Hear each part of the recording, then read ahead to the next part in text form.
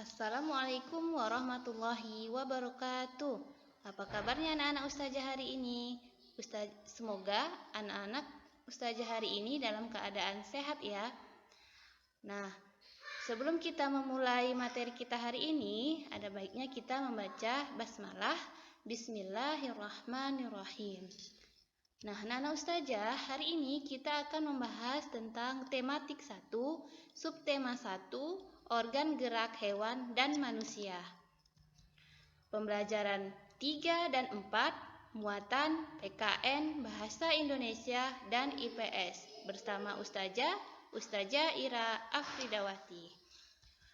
Nah, adapun tujuan pembelajaran kita hari ini, yang pertama, siswa mampu mengidentifikasi sikap-sikap yang sesuai dengan nilai-nilai yang terkandung dengan sila Pancasila secara tepat.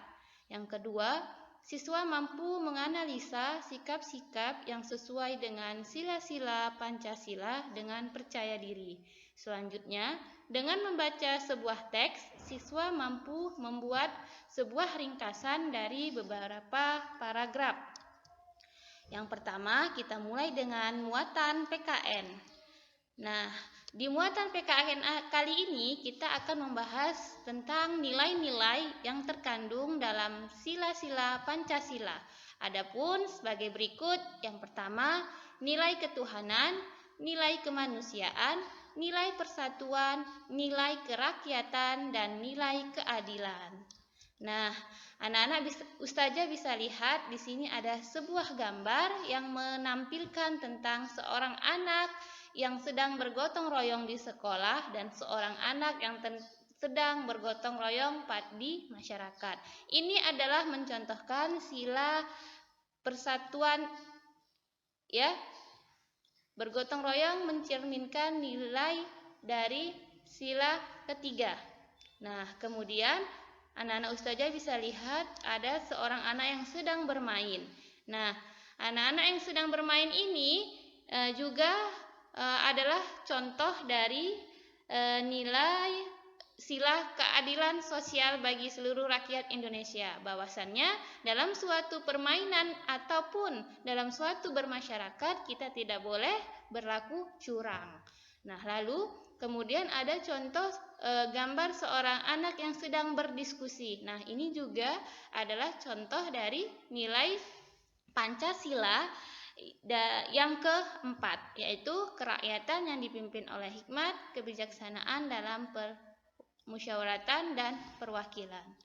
Nah, ini juga ada sebuah gambar dari negara kita, negara Indonesia, yaitu burung Garuda. Nah, anak-anak Ustazah ingat ya, lambang negara Indonesia adalah burung Garuda. Nah, di mana dalam lambang negara kita ini memuat 5 aspek. Yang pertama gambar bintang ya, yang pertama gambar bintang yang artinya itu ketuhanan yang Maha Esa. Lalu gambar yang kedua adalah kemanusiaan yang adil dan beradab. Itu dilambangkan dengan lambang rantai.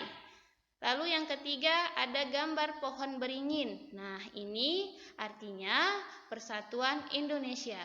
Kemudian ada gambar kepala banteng, yang mana kepala banteng ini adalah kerakyatan yang dipimpin oleh hikmat, kebijaksanaan dalam permusyawaratan perwakilan. Yang terakhir adalah sebuah gambar padi dan kapas. Artinya, gambar padi dan kapas adalah keadilan sosial bagi seluruh rakyat Indonesia.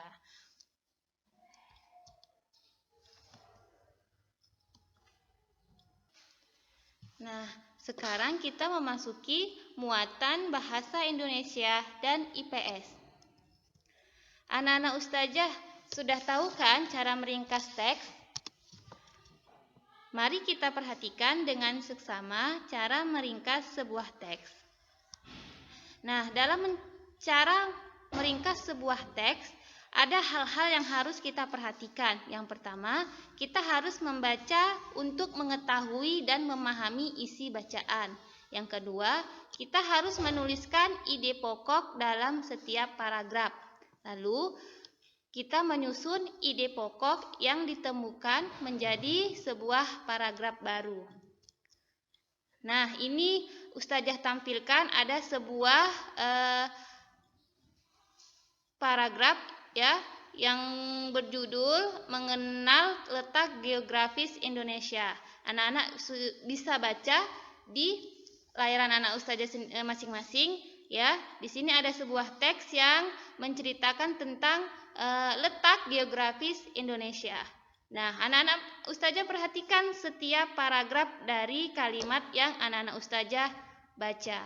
Nah, kalau sudah anak-anak ustazah baca dengan seksama, lalu kita memasuki tahap berikutnya, yaitu kita meletakkan masing-masing ide pokok dari setiap paragraf. Nah, ide pokok biasanya itu terletak di awal kalimat, ya, di awal kalimat setiap paragraf. Nah, ide pokok paragraf pertama yaitu adalah letak geografis adalah letak suatu daerah berdasarkan kenyataan di permukaan bumi. Lalu, ide pokok paragraf kedua, letak geografis Indonesia berada di antara dua benua dan dua samudra. Lalu, ide pokok paragraf ketiga, Indonesia adalah negara kepulauan yang terdiri lebih dari 17.000 pulau. Nah, setelah anak-anak ustazah temukan ide pokok dari setiap paragraf, anak-anak ustazah satukan setiap ide pokok dalam paragraf tersebut menjadi suatu ringkasan. Anak ustazah tulis kembali menjadi satu paragraf. Nah, mungkin hari ini itu aja ya yang kita pelajari. Untuk selanjutnya nanti anak-anak ustazah akan bertemu lagi di pembelajaran berikutnya. Nah, ustazah ucapkan terima kasih. Semoga anak-anak ustazah tetap semangat tetap semangat dalam belajarnya di rumah ya. Tetap jaga kesehatan. Ya, ustazah akhiri dengan Assalamualaikum warahmatullahi wabarakatuh.